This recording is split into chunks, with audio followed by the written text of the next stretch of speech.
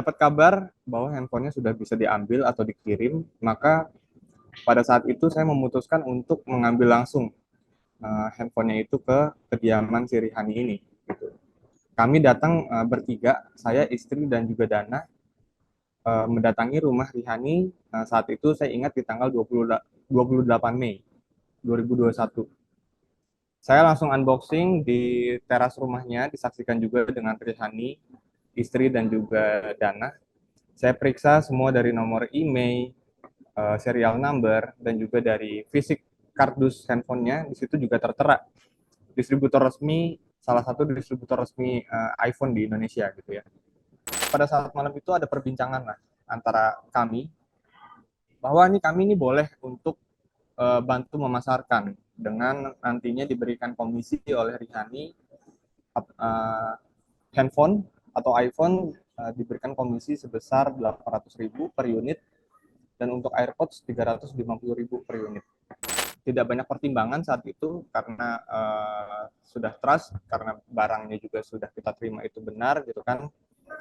Saya juga bisa menilai dari profilnya Rihani ini saat waktu pertama kali ketemu gitu ya, dari yang saya lihat ya rumahnya gitu kan, ada mobilnya gitu, apalagi dia teman kantornya sahabatnya istri saya gitu, jadi sangat sangat sangat percaya gitu ya.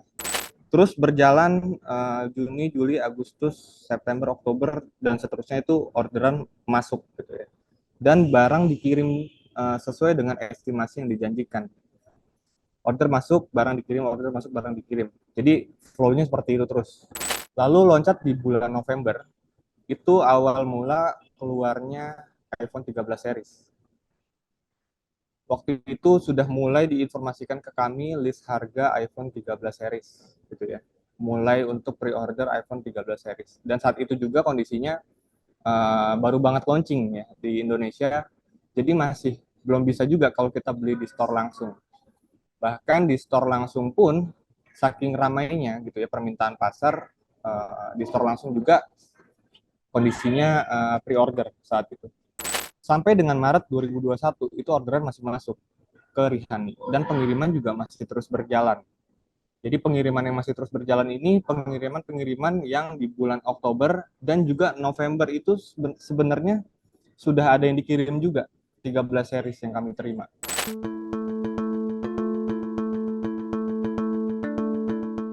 Biasanya nih untuk sedikit gambaran kalau di 12 series, waktu zaman 12 series, pengiriman itu dalam satu minggu bisa banyak sekali gitu ya. Bisa 40 unit, 30 sampai 40 unit kita terima dalam setiap minggunya. Nah, kalau di periode 13 series yang kita terima itu mungkin paling banyak 10. Sehingga dengan kondisi seperti ini, list pemesanan saya atau daftar pemesanan saya yang di bulan November ini masih banyak antriannya gitu. Masih belum selesai-selesai juga. Tercatat pada saat akhir bulan Maret, saya catat itu di sekitar 435 unit.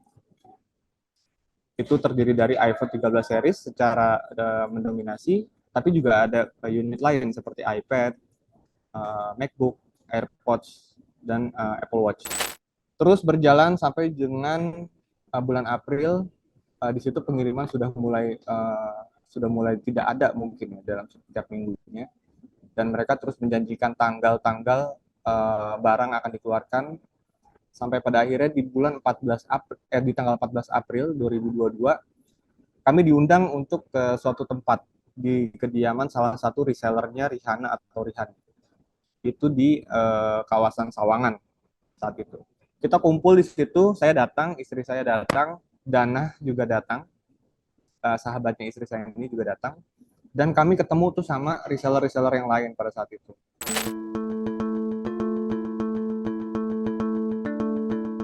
Kita mendapatkan informasi pada saat itu, semua reseller-reseller lain nilainya juga nggak kalah fantastis gitu ya. Jadi dari saya dan istri ini 5,8 miliar, dari Dana sahabatnya istri saya ini 4,6 miliar, dan juga ada teman-teman yang lain yang miliaran juga. Saat itu kita total kita hitung-hitung di kisaran hampir 30 miliar.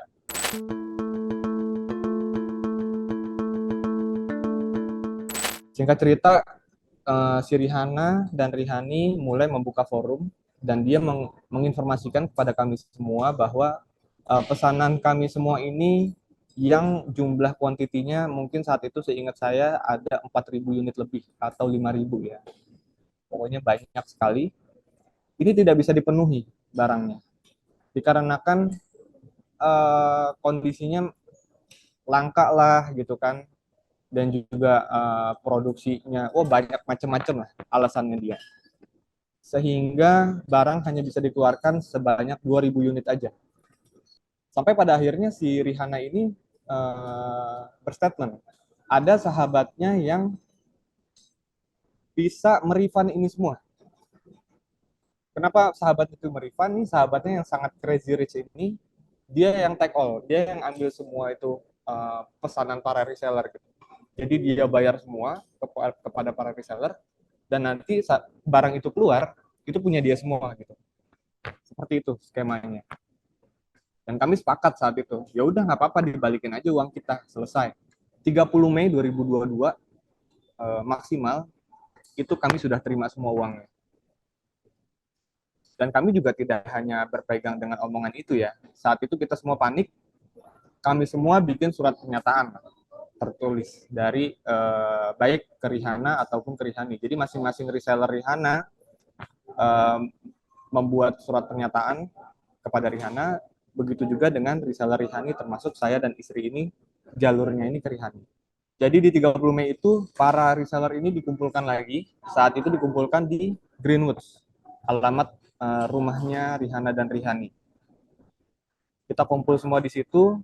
Sebenarnya kita tuh menunggu sampai dengan jam 3 sore. Karena apa? Karena bank itu kan tutup jam 3 sore ya. Ternyata jam 3 sore ini tidak ada kabar apapun dari mereka berdua.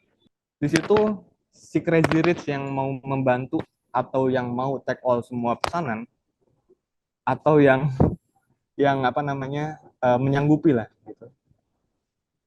Dia yang lebih mendominasi di forum tersebut. Dia menginformasikan bahwa dia tidak akan mengeluarkan uang itu. Kenapa?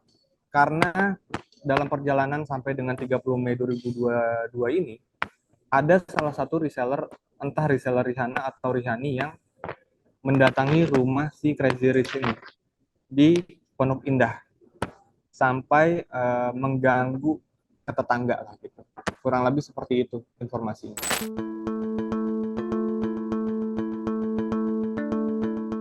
Kita udah curiga di situ, tapi kita masih ikutin aja dulu gitu kan. Kita udah sangat curiga sih. Karena dari di tanggal 30 Mei itu ya nggak ada penyelesaian dan ini kayaknya drama nih gitu kan. Dan dari korban lain juga nggak ada yang merasa siapa gitu kan, kita saling nanya siapa nih yang sampai teror ke rumah Crazy Rich itu gitu kan, nggak ada yang ngaku juga sampai akhirnya kisruh tuh di situ. Kisruh nadanya sangat tinggi si Crazy Rich ini dan juga kita para reseller saat itu sudah panik semua, benar-benar rusuh banget kondisinya malam itu. Seperti itu sih. Sampai jam 12 malam saya ingat itu akhirnya forum bubar. Di situ kami dapat informasi refund akan tetap dilakukan tapi di lain tanggal gitu ya. Kita dapat tanggal lain saat itu di bulan Juni. Nah, semenjak itu saya sudah tidak percaya, saya sudah mulai curiga, maka saya melakukan upaya hukum, upaya tegas gitu ya. Jadi masing-masing korban kurang lebih melakukan upaya yang sama, somasi 1 dan somasi 2, baik itu ke Rihanna ataupun ke Rihani. Begitu juga dengan kami, saya melakukan hal yang sama dan menempuh jalur hukum. Jadi kita langsung laporkan aja dengan cepat. Jadi saya melaporkan saat itu di 10 Juni 2022 ke Polres Kota Tangerang Selatan.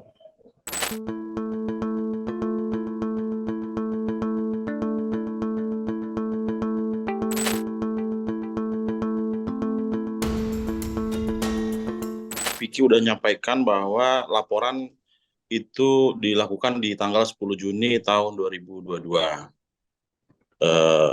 Setelah itu proses penyelidikan dilakukan dengan memanggil semua saksi-saksi yang terkait gitu ya. Termasuk terlapor juga kita dipanggil gitu. dengan alamat waktu itu masih Greenwoods. Namun setelah dipanggil dalam proses penyelidikan, yang bersangkutan itu Rihani tetap tidak hadir.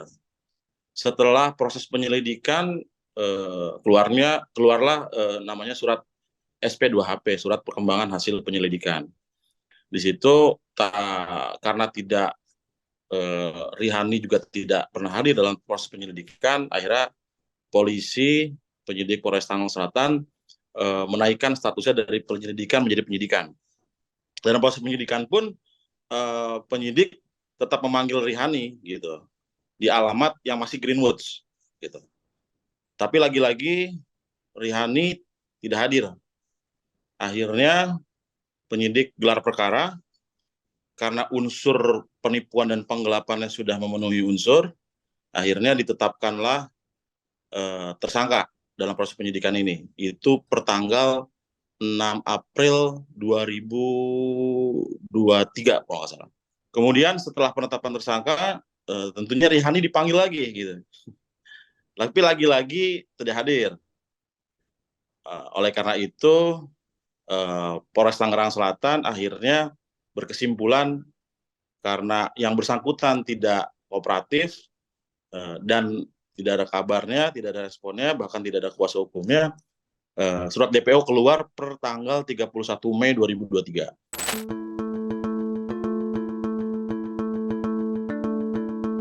Dalam proses laporan itu pun polisi sebenarnya berupaya untuk mencari ya, apalagi setelah yang bersangkutan nih Rihani tidak pernah hadir dalam proses lidik dan penyidikan, karena kan prosesnya akan dijemput paksa untuk dimintai keterangan. Begitupun pada saat penetapan tersangka, tapi gitu pelariannya ini kan yang merepotkan dari pihak penyidik ya, sehingga sampai sekarang pun belum ketemu. Humas Polres Tangerang Selatan, Bang Galih kalau nggak salah, memberikan konferensi pers gitu ya kepada media bahwa laporan yang ada di Polres Tangsel itu semua dialihkan kepada Polda Metro karena perkara ini banyak tersebar di wilayah hukumnya Polda Metro Jaya, karena Polres Tangsel ini kan wilayah hukumnya masuk ke Polda Metro ya. Dan ternyata laporan di Polres Tangsel ini kan bukan hanya klien kami, tapi juga ada 5 laporan lainnya. Jadi praktis 6 laporan itu semua masuk ke Polda Metro. Dengan sekarang diurus oleh atau dilimpahkan kepada Polda Metro, harapannya tinggi sekali nih kami nih. Karena semoga prosesnya bisa lebih cepat gitu. Terutama perihal penangkapan si Rihani gitu ya.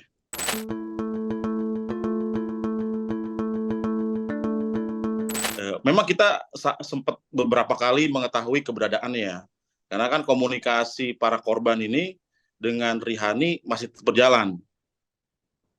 Ini menyangkut dengan nomor teleponnya si Rihani yang kita berharap masih bisa kita lacak melalui telepon kan.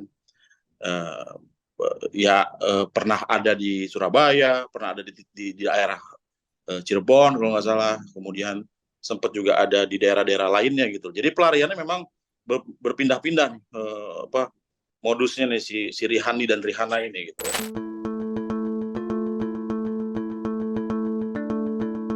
Merujuk kepada hal yang sudah dilakukan oleh PPATK gitu ya. PPATK sudah memblokir 21 rekening Rihana dan Rihani.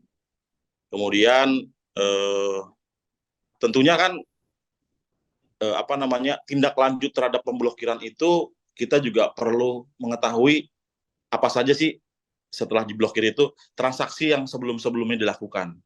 Karena kita juga, jadi pada dasarnya ini semua korban ingin adalah duitnya kembali kan.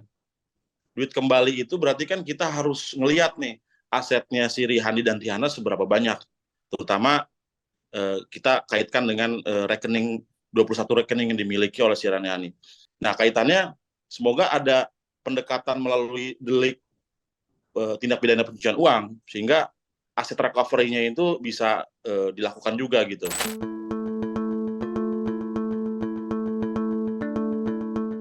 Sebenarnya dari beberapa korban ini masing-masing sudah ada yang menggunakan kuasa hukum ya. Dari saya dan istri, selanjutnya ada yang kita sudah berkumpul ya. Itu 2 korban lain juga sudah pakai kuasa hukum. Tapi memang ada juga korban yang masih belum pakai kuasa hukum.